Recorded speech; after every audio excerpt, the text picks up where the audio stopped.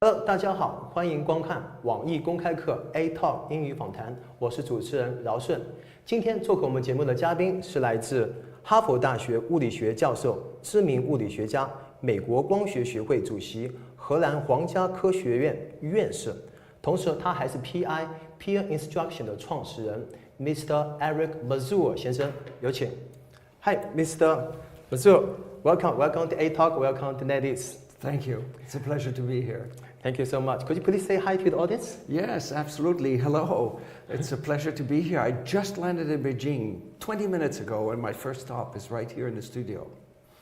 Excellent. Wow, it's such a privilege and honor to have you here. The pleasure is mine. How long have you been teaching in Harvard University? Well, that's a long time. I started teaching in 1984. I was at Harvard since 1982, so 35 years. Wow, But I've been teaching time. for 33 years. And I've come to Beijing for 30 years. My first visit was exactly 30 years ago. I see. So compare the visit that you had in Beijing 30 years ago with the visit you're having now. What differences have you found out? It's a completely different country. In fact, each time I come back to Beijing, and I come very often, it changes completely. I can't believe it. It's a very exciting time for China. So you have come back to China or visited China many times, right? Many I times. see. Can you name one thing you like most about China? Well, I love the entrepreneurship, the spirit of change and innovation. I see. That's also related to what you're doing. You always like to come up with some very innovative methods of teaching. I constantly try to rethink the way I teach. I see. And also, I know you invented peer instruction. That was kind of fundamentally changed the traditional way of teaching in a class, and it's widely used globally. Right. Yeah. Can you tell us how did that happen?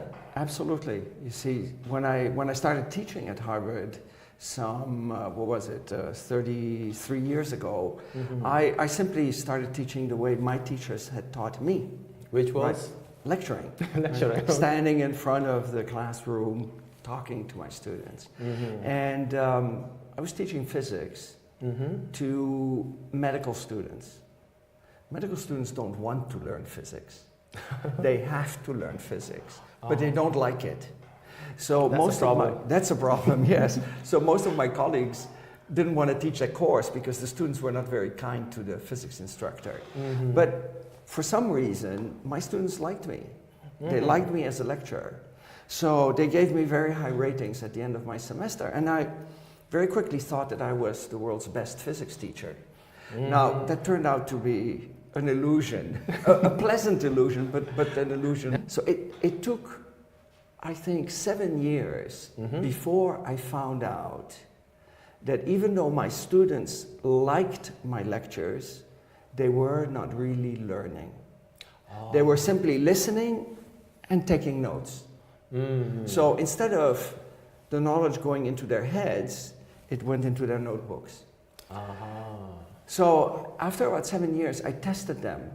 And I tested them using something that was really, really simple. Not using equations, not using drawings, simply using words. Just words? Words to express ideas in physics, yes. And I found out that, probably 60% of my students were unable to express in words even the most basic principles. They had memorized the equations, they had memorized how to solve problems, but they really didn't understand it. In fact, when I gave that test for the first time to my students, one student raised her hand and she asked me, Professor Mazur, how should I answer this question? According to what you taught us, or according to the way I usually think about these things? They're totally separated. And I went, wow, what's going on? And it became clear that, it was just a house of cards. It was just a complete illusion, right? I was transferring information to them, and they were transferring the information to their notebooks, but they did not really understand They're not the transferring basic. to the brain. They were not transferring. They were memorizing it so that they could pass the test. Yeah. But they were really not internalizing it. And so, you know, that was for me an amazing discovery. I went, wow, you know, I thought I was a really good teacher. And now I'm discovering I'm a really bad teacher. So I started to rethink education, and I realized that education is not just the transfer of information. As a student, as a learner, whether it's in the classroom or at home or online, you need to extract from the information the knowledge, the mental models that permit you to do something with that knowledge, do something new with that knowledge. Exactly. And that was not happening in my classroom, even though I'm at Harvard. Harvard, right? I mean, one of the most selective universities in the world, right? So I realized that, you know, education is really a two-step process. Two-step process. Right. What are they? The first one is transfer of information. Right? The second one is that the learner, the student, has to do something with that information, has to assimilate the information. And I've always asked myself, you know, where did that second step, the making sense, the, oh, I get it, where did that happen, right? Aha moment. That aha moment, exactly. And I don't think that many aha moments happened in the classroom. It happened after class. After class, exactly. But if you ask yourself, which of those two steps, information transfer, assimilation of the information, which is the easy one? I think we'd all agree it's a transfer of information. Yeah. It's Just the easy listen one. and take notes. Yeah, so it's kind everybody can do that. Right. And plus we have books, we have video, we have many ways of transferring information. So it's kind of ironic that in classrooms all over the world, US, China, Europe, Africa, South America, Australia, everywhere, professors in front of the class focus on the information transfer. Whereas we have so many other ways of transferring information. And we should really help the students with the second step, with the aha moments. So I decided back then in I think it was 1991, to flip that, to essentially, rather than focusing on the information transfer in the classroom and then giving the students the responsibility for the hard part, I was going to give the students the responsibility for the information transfer, read a book, watch a video, whatever, and then in class, I use the time to help students have the aha moment. Exactly. So very good. the way really flipped the totally whole process. That's where the flipped classroom started. Very in, good. In 1991. Wow. So in my classroom. So I essentially decided in the classroom not to teach by telling, but to teach by questioning. Right. So what I do is I walk into the classroom, I talk maybe a few minutes, and then I put a question on the screen. And I read the question with the students. And then I tell them, think about this question for 2 minutes. But usually before the class, they were required to We'll talk about that later. That's right. They have to have read or watched something before class. They have to be prepared. You're totally right. Great. But let's first talk about the in class, and then later we'll talk about the out class. Okay. So I give them, I project the question, they think about it, and then I have them make a commitment. They have to choose an answer. If it's a multiple choice question, you know, before there was technology, I had them put their hands on their chest, indicating the choice. So I said, at the count of 3, everybody vote. 1 or 2 or 3, right? Or 4 or 5. And so everybody votes, and I can sort of see the distribution of answers. Then later, we started using clickers. That's how, I don't know if you've ever seen little clickers. There are several Chinese companies making clickers now.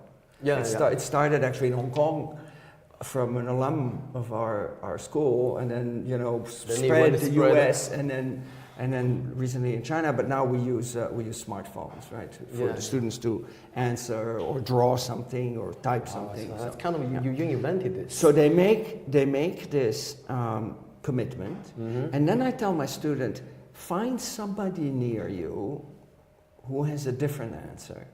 So let's say I turn to the person on my left with the same answer, No. Turn to you. I choose 3. You are choose 1. 3. I choose 2 1. or 1. Exactly. So we start talking. And you say, why did you choose 1? And I have to justify myself. And now you have to externalize your answer. You have to externalize your answer, and it becomes no longer about the answer. It becomes about the reasoning that leads to the answer. Yeah. Now, let's say that you are right and I'm wrong. Right? You're right because you understand it. I'm wrong because I don't understand it. On average, you will be more likely to help me than the other way around. Yeah. So at some point, I'll probably go, oh, yes, right? I'll have that aha moment in the class. From your peer. Yes, from your peer. That's why peer instruction. That's right. So you have to imagine, you know, like 200-300 students all talking to chaos, okay? Complete chaos. Yeah. Very loud, lively. Very, very loud, lively, exactly. Not just 2, you know, like here. Right. And, you know, as an instructor, I just walk around and I can see these aha moments, right? Now, the real key point is this. You, Alan, are more likely to convince me, Eric, than Professor Mazur in front of the classroom. Why? Because you've only recently learned it. You still know what the difficulties are that the beginning learner has. Whereas Professor Mazur learned it such a long time ago. You know, to him it's so clear that it's so easy. Why you're struggling? Exactly, exactly. Why you're struggling? It's so simple. You know, it's so simple once you understand it. Yes. If you don't understand, it's not that simple. You forget your own learning. Yeah. One of my colleagues calls it the curse of knowledge. A curse of knowledge. The curse of knowledge, right? Because you tend to think the more of an expert you are, the better your position to teach it. Yeah. But in a sense, we forget, right? We forget our own struggles. Yeah. Anyway, so ideally, I try to aim my questions so that initially between 30 and 70% get it right. If less than 30% have it right, there are simply not enough students to teach other. If there are more than 70% of the students who get it right, then it's going to be hard to find somebody who has a different answer. But if between 30 and 70% get it right the first time, at the second vote, you know, it'll shoot up to 90%. 90%? Oh, yeah. It's pretty amazing. It's pretty amazing. And, you know, and then that cycle repeats throughout the entire... Until they get 100% correct answers. Yeah. Do you know who had that idea first? I thought, you? No. Confucius. Oh, really? Yes. From China? Yes. He said, whenever there are 3 people together, there's bound to be one who can teach the others. Wow, 三人行必有我师也. Yeah, that's the Chinese. I'm amazed that you know this. Of course I know that. Actually, in Western culture, there was another philosopher who said that, which is Socrates. The Greek philosopher Socrates said, we should teach by questioning, not by telling. Yeah. Right? And then somehow, you know, over the course of the last 2,000 years, we've gone to these large auditoria and we have people teach by telling. Right. But the problem is it goes in one ear and comes out the other ear. And hopefully it stays between the ears long enough to pass the exam. Pass the exam, exactly. That's just not right. But still, I can see that many students are kind of learning in this way. I mean, they really need so this is the beauty of it, okay? The beauty of it is that people have testing. I started that, of course, but you know, I was the innovator, so you may not believe my results. I showed that, you know, the learning gains tripled. Okay? Wow. So if you measure students' knowledge on the first day of class, and you measure it again at the last day of class, in a traditional setting, the gain was relatively low, but after peer instruction, it tripled. 200% increase. Wow. Right? Yeah. So that made me very excited. I started talking about it. Then other people started to use it. And they went, yes. Yes, and that's the way it shall be taught. Right, and then they went from physics to astronomy to chemistry, and you know, it's amazing. Now there are people all over the world at Beijing Normal University. They have professors who are doing research on peer instruction. It's pretty impressive. Oh, by the way, in 2000, I don't know, I think it was 13 or 14, I forgot. The first international conference on peer instruction was here in Beijing. Yeah. Wow. And there were, I think, 300 people who attended that that conference from all over the world. Excellent. You made a difference in the teaching world. Look, you must be proud. In all fairness, of course I'm proud about it, but in all fairness, I didn't start thinking I'm going to change education. I had a problem in my class. I said, I have to solve this problem in my class where students are not learning. And I was very surprised to see that, like a snowball effect, yes, right? Yes, in the end, it changed the world. Yeah, that was amazing. Big things begins with small things. Yeah. Right. So it's been now, 27 years. Wow. Yeah. And also reminds me of a quote that I really love about teaching. It's like, it says, education is not filling of a pail, but lighting of a fire. Exactly. That's exactly what you're doing. Absolutely. Yeah. And the other thing is this, and I think every teacher knows this. Every teacher knows this. The person who learns the most in the classroom is the teacher. Because in order to teach it, you have to internalize it. Yeah. Right? And I think that many teachers around the world have taught a course because they wanted to learn the subject. It's the best way of learning the subject. Yeah. What peer instruction does, it gives students an opportunity to become a teacher. Yeah. Yes, exactly. Wow, very good. I really agree with you. Yeah. I totally agree with you. That's amazing how the peer instruction changed the classroom and also increased the efficiency of the learning on the teacher's part, also on the student's side as well. Yeah. Right. So you mentioned earlier, and I think maybe we briefly need to talk about that, is that this approach requires students to be responsible for the information transfer. So if you go to a peer instruction class without any preparation, it does not work. So you have to prepare yourself before. So the information transfer has to happen before the class. Right, but we have great tools for information transfer. First of all, we have the book. Okay, yeah. Right, for hundreds of years we've had the printing press and the book. So one thing would be to have students read the book before coming to class. Yeah. The second thing is that we have many recorded lectures. Yeah. Why have the student go to a live lecture if they can see a recorded lecture? Yeah, on Netease, on open courses. We got thousands of recorded lectures, open courses out there, free for everyone to watch. Perfect, right? I mean, that's perfect. Why reenact a course if it's already available on Netease or any other platform? Yes. And you see, watching it online has a benefit. Yeah. See, if you're listening to a professor in front of the class talk, and at some point your mind says, wait a minute, do I understand this? And your mind wanders, you're no longer listening. You cannot listen to the professor in front of the class and think. So you suppress your mind's tendency to think. And you think, I'll think about this later, let me listen. Right? Because students will not raise their hand in class and say, Professor, please be quiet for 5 minutes, I need to think. Right? But online, you can pause the speaker and think. Let me go back and watch it again. Or let me go back, or let me look this up online, or whatever. Exactly. Yeah. So I think that for the information transfer, we have really good tools. Yeah. The big problem is to motivate the students to do it. And to do it, when I say to do it, means to finish it? Right. If you're a student and I tell you read chapter 22 in my book, then what guarantee do I have that you and others will actually do it, right? So one way would be to, have a stick. If you don't read the chapter, I'll hit you, right? And have a little test. But I don't like sticks. I like carrots, right? And the carrot is, if you read the chapter and before class you ask me good questions, then in class we'll address those questions. So I have my students read and annotate the chapter electronically online. This can be done with video too. You should consider using that in your open online courses.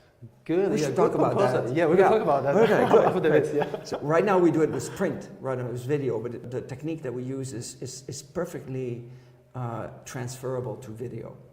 So essentially, I have students interact with each other asynchronously online on the printed text, ask questions, answer each other's questions, and then the unanswered questions come to me. And then in class, I can take my students' questions and put them on the screen and have them think about it, and then have the aha moment and teach each other about it. So now I connect the information transfer out of the class with the sense making in the class. And I found that that worked really, really, really, really well. Yeah. I really like that idea, and also I'd love to be in your class. You got taught in this way. Come on over and visit. By the way, that's true for anybody. If you want to come and visit, be my guest. Please do. Yeah.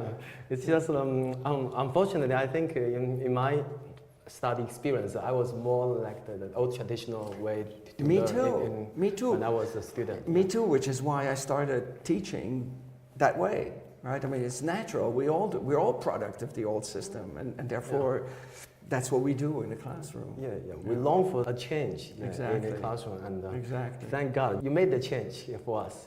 So we're really grateful to you. You know what? Actually, in the last few years, I've changed things again. Again? Yeah, the last 5 years. I haven't spoken about it very much. You upgraded?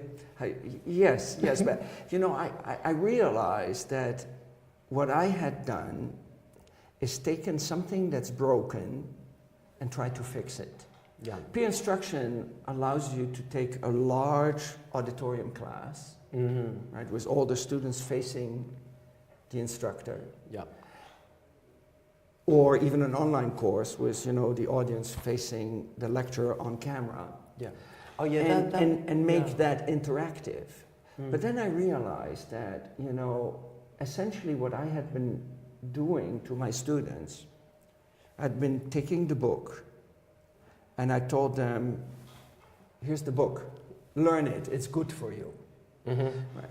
But you know, most of my students are not physicists. They're pre-medical students, they're engineers. They don't want to learn physics. They want to do engineering and medicine. It's just physics, right. It's something they had to do. Physics is just a hurdle that they need to overcome.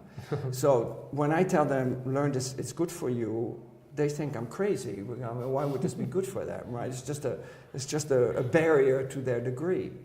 So I thought, you know, that's probably not the best approach. And I decided that I was going to completely change it. So I changed the learning space. I'll talk about that in just a second. But I also changed the way the content gets presented. So rather than telling them, here's the book, learn this, it's good for you, I tell them, we're going to work on some exciting projects.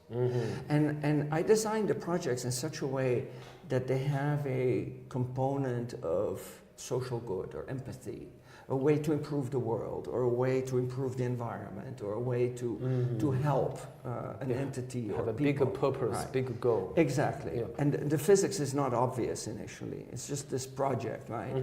Like exploring other planets, or building new musical instrument for poor countries, or things like that. Okay. And then once the students are really excited about the project, I tell them, here, you may want to have a look at this book. It can help you with your project.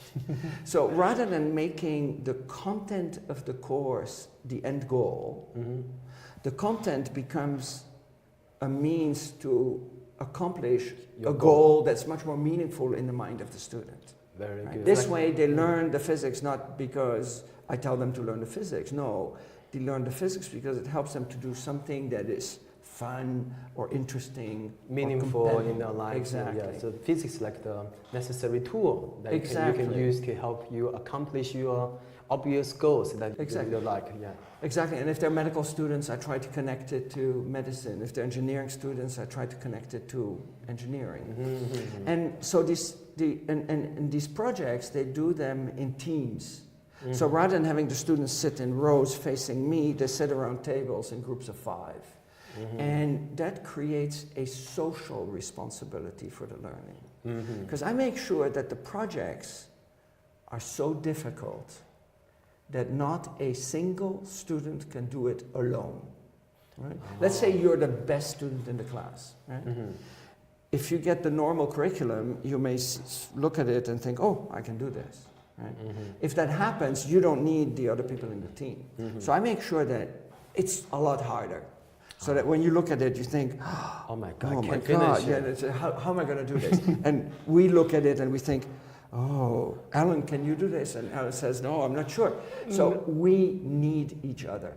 We all need to do our part in order to manage to do it within the limited time. I see, the teamwork, right? Everyone contribute from your own perspective, from your own knowledge. Exactly. Now, let's suppose that I'm part of your team, and each class I come half an hour late, and I don't do my pre-class reading.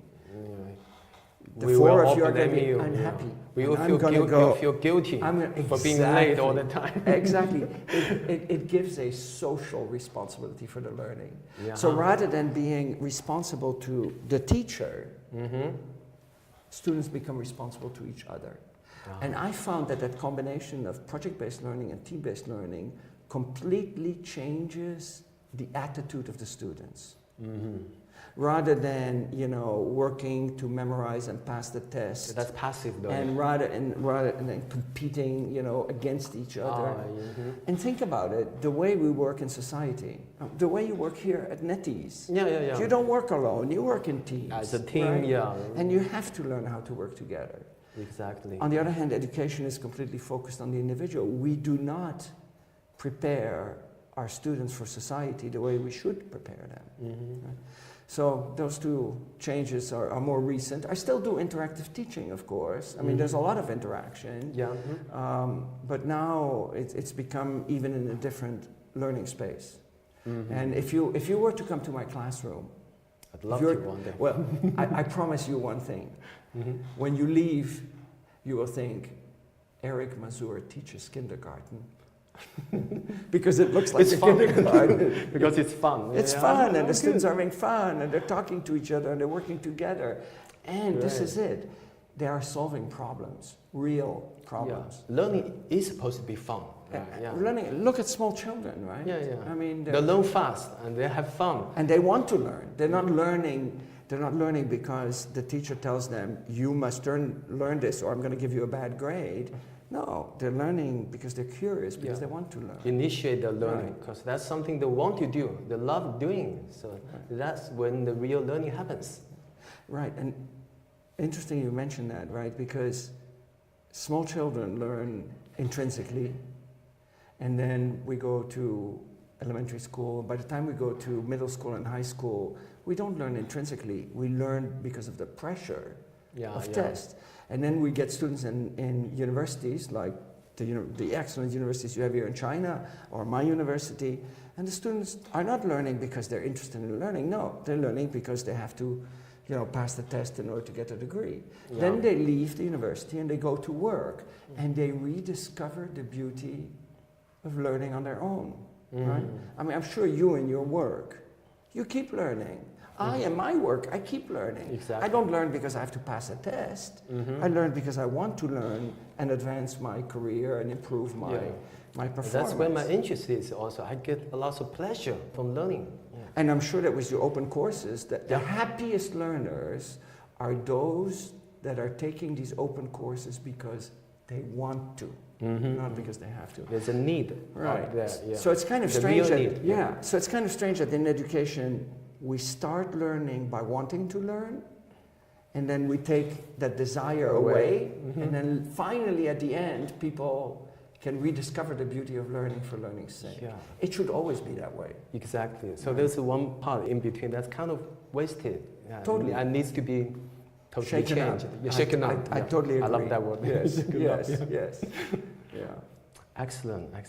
And also, and that brings me to another question related. Right now, online learning is getting more and more popular. Right. And according to your instruction, you mentioned about peer instruction is most time you apply that, practice that offline in the classroom, right? Right. But if you do some online learnings, there may be millions of people watching the video at the same time. Right. How can you apply peer instruction? So I've thought about it a lot, right? I mean, look, initially, computing used to be individuals interacting with the computer, right? I mean, from computer games to internet searches to online learning, you name it, right? It's individuals connected via a line to the computer system, and not individual, but no interaction between the people. None.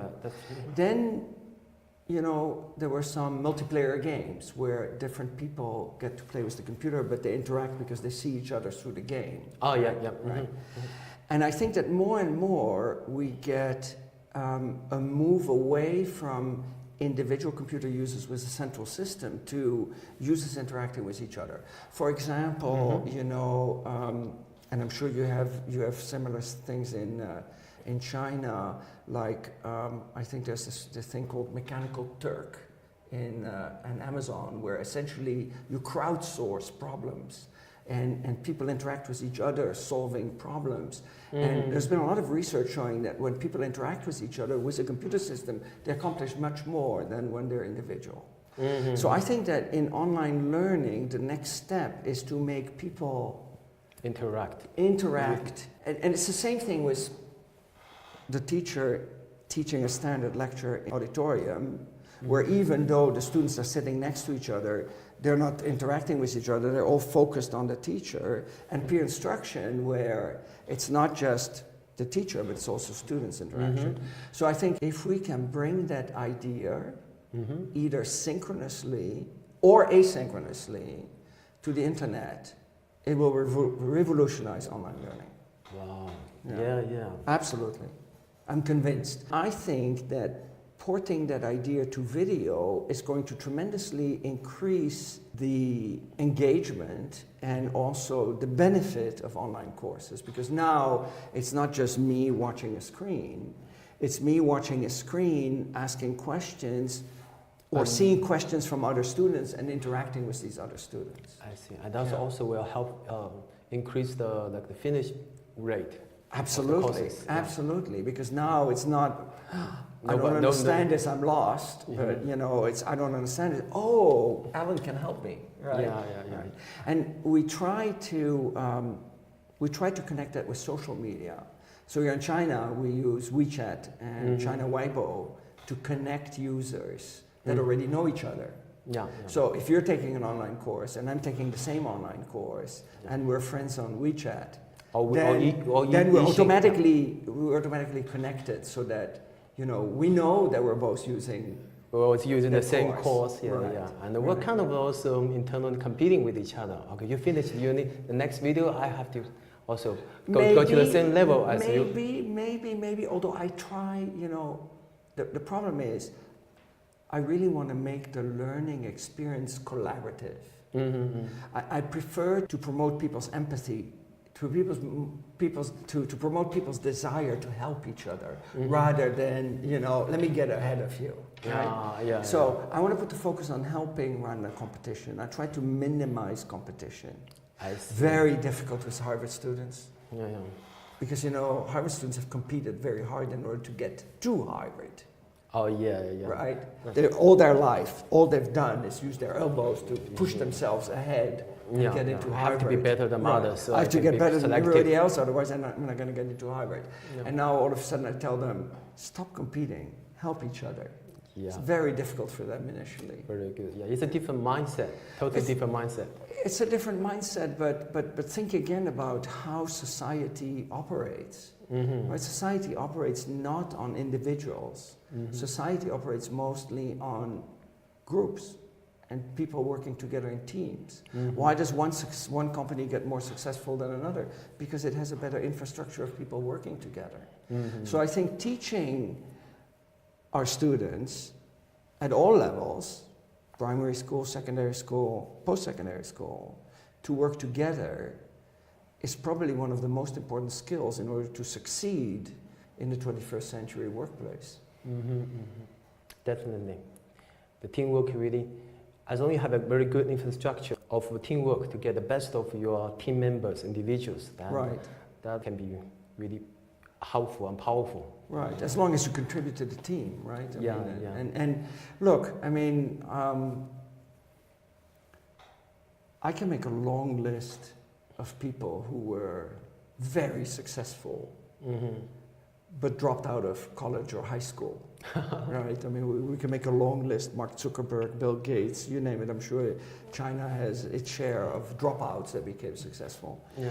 And if I think back of my high school, I mean, I had quite a few classmates who always had the highest grade, A, or 10, 10, 10.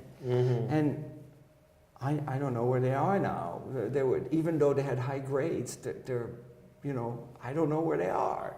So clearly, what education measures is not an accurate predictor of future success. Yeah. Right?